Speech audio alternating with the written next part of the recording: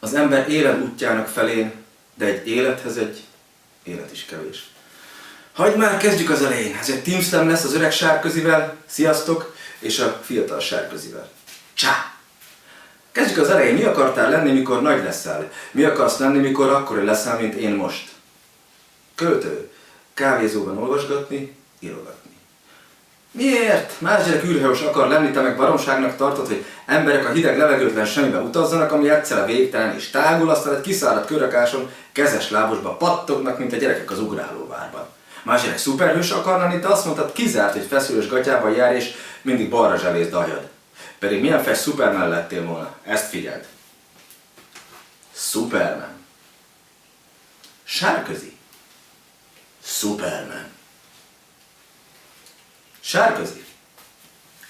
Te meg azt gondoltad, hogy sosem fogsz irodában dolgozni. Most meg a kertet is lefoglalod meetingre, ha kimész füvet nyírni. Tudod jól, hogy a reklám szellemi prostitúció mégis több mint 10 éve nyomod. Lehetne a szlogened, reklám több mint 10 éve. Te meg akkora bunkó vagy, hogy anyádat lebasztad, mikor ment ki teregetni a szobádon keresztül, de hát bévacs közepe volt, szóval éppen futottak, te meg mentél. Legalább rendszeres nemi életem van. Megnézném, hogy 20 év, 20 kiló és egy Netflix előfizetés után te mire lennél képes. Megöregedtél. Én még azért álltam egy csaj után a mozgó lépcsőre, hogy megnézhessem a fenekét. Te azért, hogy szólj neki, tűrje be a derekát.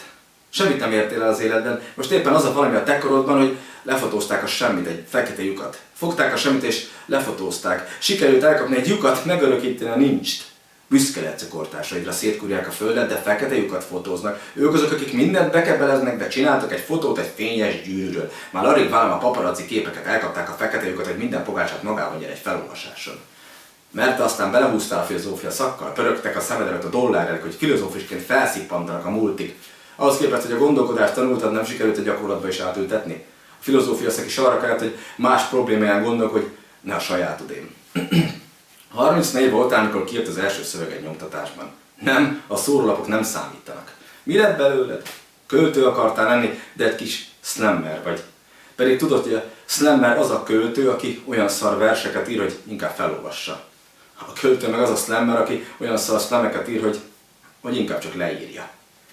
Most mit csinálják? Nem vagyok jó alapanyag. Van apám, van anyám. Mondjuk Istenem meg hazám egyre kevésbé. Azt is elhatároztat, hogy minden szlájdbe beleírod több mint édes 3-as, 4-es 6-os. De annyira vagy következetes, mint egy Alzheimer-es az unokái nevével. Most tartasz ott, mikor az ember élet útjának felén. Tudom, de egy élethez egy élet is kevés.